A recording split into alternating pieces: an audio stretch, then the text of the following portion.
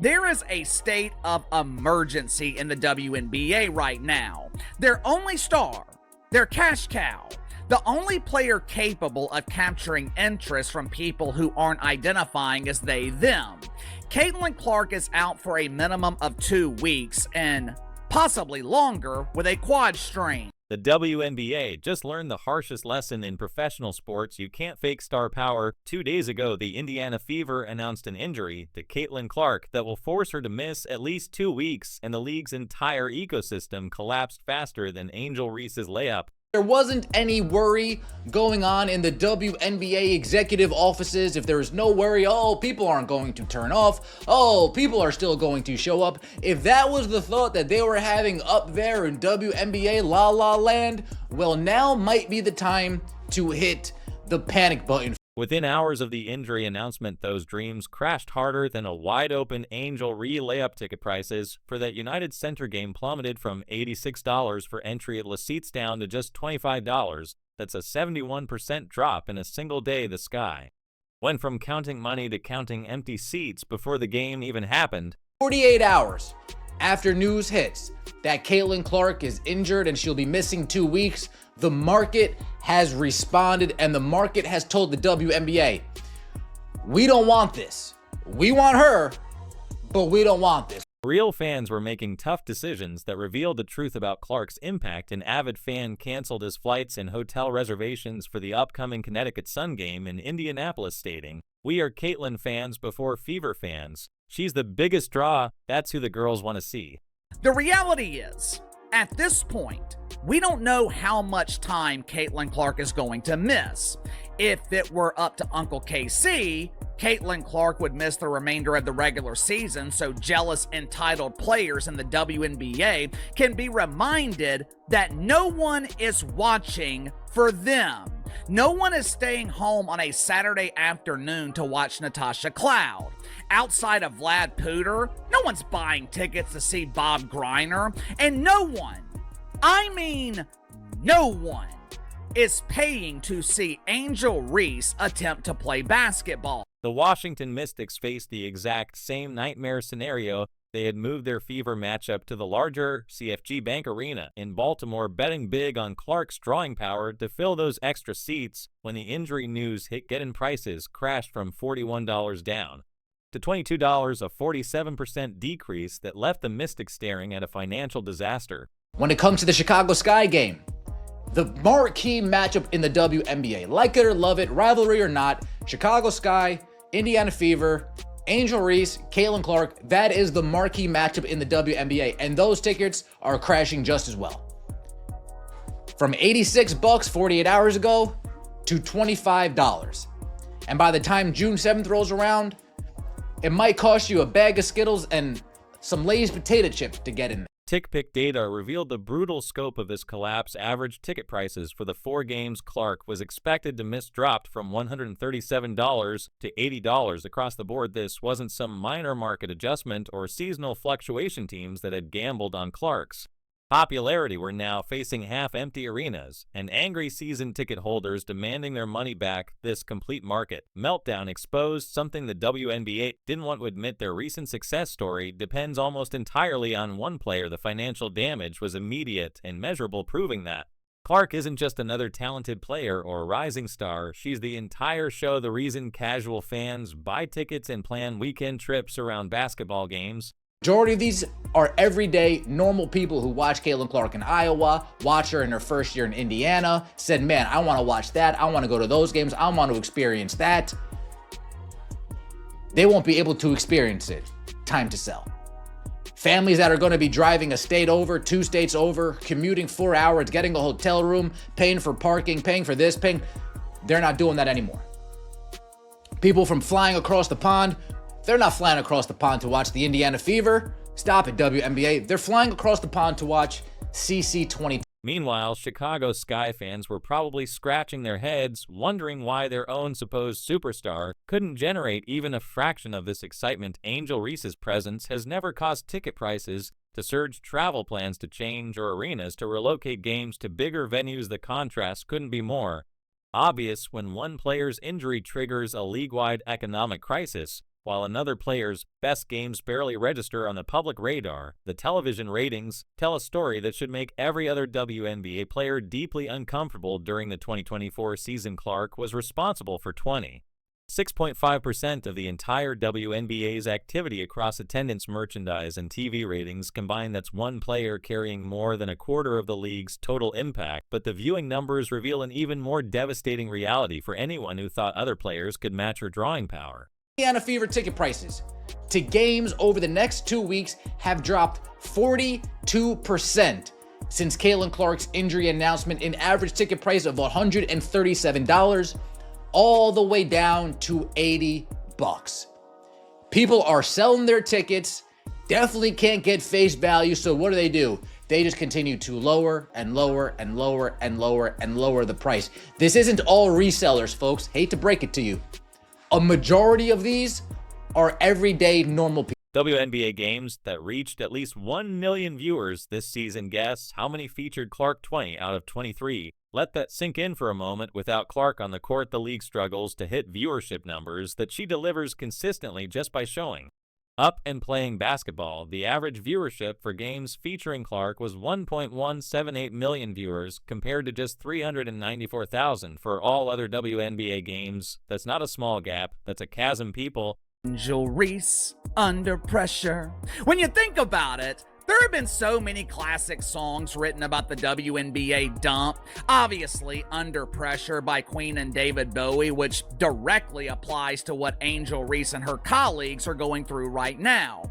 An immense amount of pressure to carry this dump of a league while Caitlin Clark recovers from a quad strain. Teams that scheduled nationally televised games around Fever matchups were now facing the reality of dramatically lower ratings. Without their guaranteed audience magnet, ESPN and other networks had built their entire WNBA programming strategy around Clark's ability to deliver viewers. 41 out of 44 Indiana Fever games will be broadcast on national TV in 2025. The highest number for any team in the league. Networks structured their schedules and promotional efforts around the expectation that Clark's presence would consistently deliver high viewership numbers. The 3 games that managed to hit 1 million viewers without Clark, they were playoff games and season openers with massive promotional pushes behind them. Regular season games featuring other supposed stars barely cracked 300,000 viewers on their best nights. While Clark routinely doubles that number without breaking a sweat, Angel Reese can post all the double-doubles she wants, but her games still draw the same mediocre ratings that WNBA fans have grown accustomed to over the years. 2 weeks. Caitlin Clark injured, the WNBA will be reliant on their other stars to carry the league. I'm not just talking about ratings. I'm not just talking about attendance. The WNBA will be reliant on their other stars to maintain the interest of the mainstream. With Angel Reese being the only player with mainstream name recognition, most of the pressure, it is going to be on her to perform. And we have plenty of evidence that proves Angel Reese is not qualified to carry the league. This injury creates the perfect natural experiment to test who actually moves the needle in women's basketball. The viewing data doesn't lie. Clark brings casual fans who simply don't tune in for other players no matter how much the media tries to hype them up or create artificial storylines. You can manufacture rivalries and push narratives all you want, but you can't fake genuine star power that translates to eyeballs on screens. The so-called rising tide lifts all boats theory only works when Clark is actually in the water without her magnetic presence drawing new viewers to the sport. The WNBA returns to its previous status as background noise that most sports fans ignore. Networks are learning this lesson the hard way as they stare at empty programming slots and disappointed. People might be saying, oh, well, the teams aren't really going to suffer. They already sold the tickets. No. You don't understand. If the Chicago Sky moved into the United Center, and let's say resale-wise, they sold all 19,000, well, when only 9 to 10,000 show up, they're losing merchandise sales, they're losing food sales, they're losing beverage sales, they're losing big. They took a big gamble to get into that arena, and they're losing big because it's not going to be full, and those people aren't going to be buying things there. People kept talking about the Angel Reese effect. and how she was supposedly drawing crowds too well. This injury just exposed that myth completely. Rhee had previously downplayed Clark's impact on the WNBA's popularity, suggesting that the league's growth was due to multiple players working together to lift the sport. She painted a picture where several stars were equally responsible for bringing new fans. 2 weeks ago, last year, if you wanted to get a glimpse of Caitlin Clark, try to get that autograph, it would have cost you $300 to get in the building. It would have cost you $200 to get in the building, $500 to get in the building, and then you got to fight to get close enough. Now you have a pretty good opportunity. $25 to get in the building. Let me make my way down because nobody's going to be there. Hey, Caitlin. And she loves her fans, so she's going to sign. She loves her. Hey, Caitlin, I came all the way. Can I get an autograph, please? It sucks you don't play. Oh, yeah. Sign. Sign.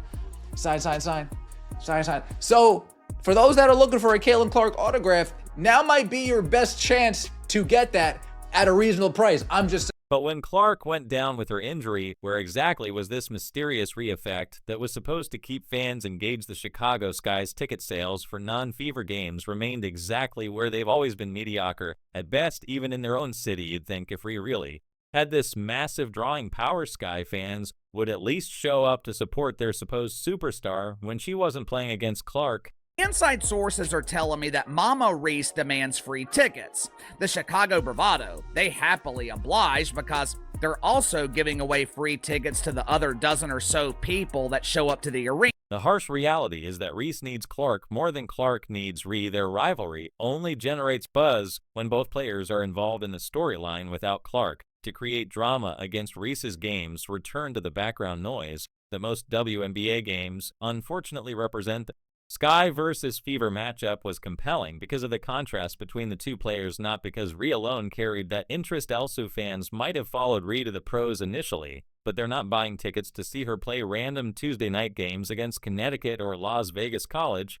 Loyalty only goes so far when you're asking people to pay professional sports prices for entertainment that doesn't deliver the same excitement level. Angel Reese is now quoted as saying, "I'll look back in 20 years and be like, yeah, the reason why we're watching women's basketball is not just because of one person." She refuses to say Caitlin Clark's name. It's because of me too, and I want you to realize that. This injury created the perfect test case for who actually moves the needle in women's basketball, and the results weren't even close. When Clark's presence was removed from the equation, ticket prices crashed and fan interest evaporated. Meanwhile, games featuring just Reese maintained their typical low-level attendance and viewership numbers.